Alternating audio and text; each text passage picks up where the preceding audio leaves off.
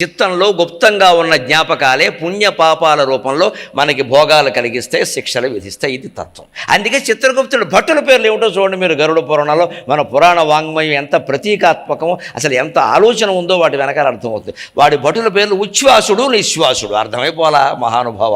ఉచ్ఛ్వాస, నిశ్వాస. నువ్వు పీల్చే గాలి, వదిలే గాలి. వాటి ద్వారానే మన కర్మలన్నీ కూడా మనస్సు ఏర్పడి మనసులో జ్ఞాపకాలుగా ఉంటాయి. ఈ వాయువు బయటికి వెళ్ళిపోయినప్పుడు జీవుడు వెళ్ళిపోతాడు. అందుకే గాలిలో కలిసి పోయాడమ్మా, అనంత వాయువుల్లో లీనమయ్యాడు. ఒట్టి ప్రాణమమ్మా గాలి అంటారు. గాలి అంటారు చూడండి. గాలి ఆ ప్రాణంతోనే మనస్సు ఏర్పడింది. అన్నమయ కోశం, ప్రాణమయ కోశం, మనోమయ కోశం, విజ్ఞానమయ కోశం, ఆనందమయ కోశం. ప్రాణమయం ఉండబట్టే మనోమయం. ప్రాణం లేకపోతే మనస్సు ఎక్కడది? మనస్సుకు మూలం ప్రాణం. అందుకే మనస్సు చచ్చిపోయినా, డెడ్ అయిపోయినా, బ్రెయిన్ డెడ్ అంటారు. డాక్టర్లు చనిపోయాడని చెప్పరు. ఎప్పుడు చెబుతారు? అక్కడ గొట్టాలు పెడతారు. ఇదేమిటి వెంటిలేటర్ల మీద పెడతారు. ఇంకో 2 ఎకరాలు అమ్మేయడానికి. ఏమంటే బాగుందంటే స్లోలీ రెస్పాండింగ్. స్లోలీ అంటే 2 ఎకరాలు సిద్ధం చేసుకోమని అర్థం. ఇంకా బతకడం చెప్పడండి. ఎందుకంటే మరి లేకపోతే ఈయనకి డబ్బులు ఎక్కడి నుంచి వస్తాయి? గొట్టాలు పెడతాడు. ఇంకా వీళ్ళు కూడా ఏమిటో పెట్టండి, అలా బాగుండదు. ఇంక బతకడం తెలిసి ఎందుకు వచ్చిన గొడవ ఇది? ఎప్పుడో ఒకసారి ఇంకా అవి ఎప్పుడో పొరపాటును తీసినప్పుడు తీయకుండా విడిపోతాయి. ఇంకా లాభం లేదంటారు. అంటే ఈ గొట్టాలు ఎందుకు చేస్తారంటే ప్రాణవాయువు ఇంకా చెరిస్తోంది కాబట్టి, తీసుకునే అవకాశం ఉంది కాబట్టి, మళ్ళీ మనస్సు ఇతనికి వచ్చే అవకాశం ఉందేమో అని చూస్తారు. అవకాశం ఉంది.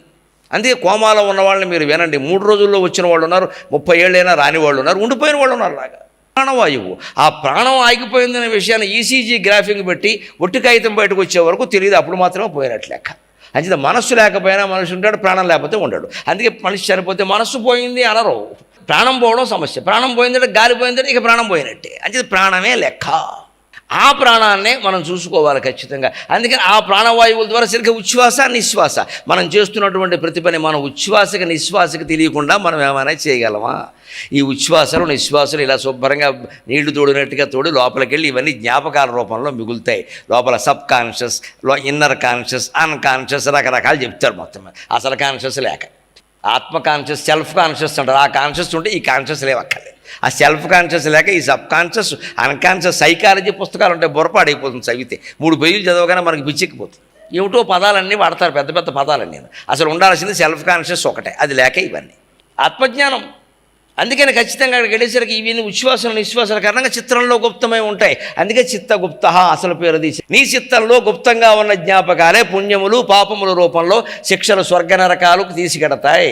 తర్వాత మళ్ళీ జన్మ కలిగిస్తాయి. అందుకే ఒక యోగి ఆత్మకథ కానీ, పరమహంస కథామృతం కానీ చదివితే తెలుస్తుంది. స్వర్గ నరకాలు సహా, తరువాత జన్మ సహా అన్నీ మన మనస్సు ఆడుతున్న మహానాటకం. ఎక్కడికి వెళ్ళం, ఇక్కడే ఉంటాం. ఉన్న చోటే ఉంటాం. పోయినప్పుడు కూడా అక్కడే ఉంటాం. ఆ జీవి ఎక్కడ పోయాడో అక్కడే ఉంటాడు.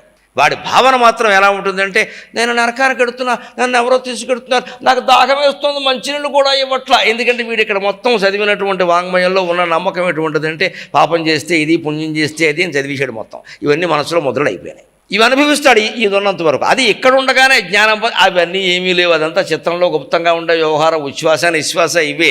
ఈ ఉచ్ఛ్వాసన, నిశ్వాసన కూడా పంచాక్షర మంత్రానికి జోడించి గాలి పీల్చినా నమశివాయ, గాలి వదిలినా నమశివాయ అంటే, ఇప్పుడు ఉచ్ఛ్వాస నిశ్వాసలో చిత్రగుప్తుడికి ఏం చెబుతారండి?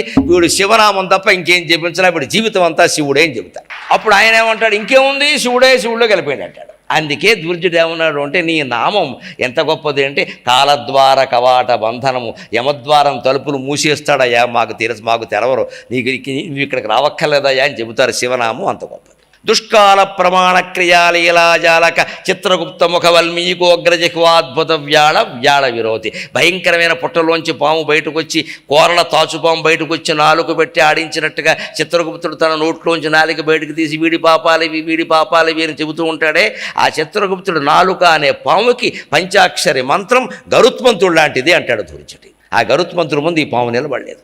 అంతేకాదు, మృత్యుముఖ దంష్ట్రాహార్య వజ్రంబు. అహార్యము అంటే పర్వతం అర్థం. అహార్యధర పర్వతా అంటారు అమరకోశంలో. మృత్యుముఖం అనేటువంటి పర్వతానికి శివనామం అనేది వజ్రము, వజ్రాయుధం లాంటిది. పర్వతాన్ని ఎలాగైతే వజ్రాయుధం భేదించి పారేస్తుందో, ఎంత గట్టి పర్వతాన్నైనా, ఎన్ని మహాపాపాలు చేశామని మనం అనుకున్నా సరే, ఎన్ని పుణ్యాలు మనం చేసామో ఫలితాలు అనుకున్నా సరే, మొత్తం అంతా పోయి చిత్తశుద్ధి ఏర్పడాలంటే నిరంతరం నమ శివాయ, నమ శివాయ, నమ శివాయ, నమో నారాయణాయ, నమో నారాయణాయ, నమో నారాయణాయ, శ్రీమాత్రే నమ, శ్రీమాత్రే నమ, రామకృష్ణాయతే నమ, రామకృష్ణాయతే నమ.